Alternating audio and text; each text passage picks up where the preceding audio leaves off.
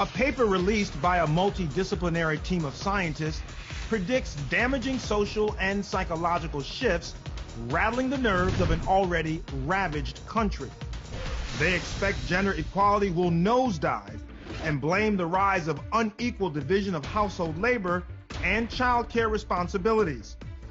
While these predictions are largely based in evolutionary science, is there hope we can untangle what's thought to be hardwired? Can our COVID-19 world be saved?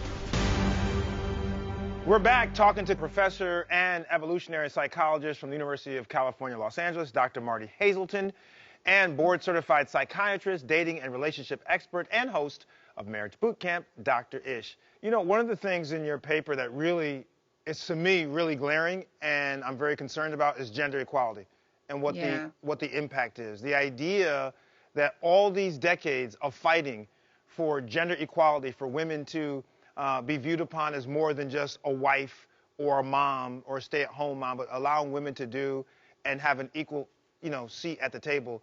The fact that that's in threat now because we're kind of reverting back to older kind of gender norms that used to be gender norms, that is concerning to me, and I think that that's something that everyone should be paying attention to. Absolutely. 4 times as many women left the workforce in September alone as did men.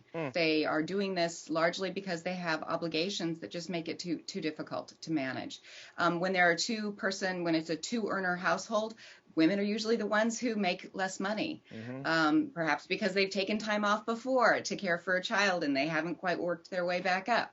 So there are just a number of factors that are actually putting women into this position of needing to sacrifice their productivity. It is very alarming, and I think that one of the big lessons here is that women are going to need a lot of support, and if we want to rebuild things in a way that is favorable for women and for men, and not revert back to these old antiquated gender norms, then we need to do things to support families. Absolutely. And Dr. Ish, given this situation, how can couples navigate this very, very tricky, basically, minefield? Depending on what culture you identify with, some cultures have more defined gender roles and some don't. Like, for a lot of folks don't realize African Americans have some of the most traditional and, I'm going to just say, antiquated gender roles of any culture. There's always this over-masculinized idea of what a guy should be and this over-feminized or sometimes over-sexualized idea of what a woman should be and then therefore show up and do. And so you got to keep a close watch on that. I would like to think that some of this forces us to redefine some of those roles. Yeah. And it's not about how mom and dad did it. It's not about how our neighbors are doing it. It's about how we need to do it in order to be okay. And the way to do that, Doc, is you got to take control of the narrative, right? I want women to realize this is not about stepping back. This is about stepping up into a leadership role in your home.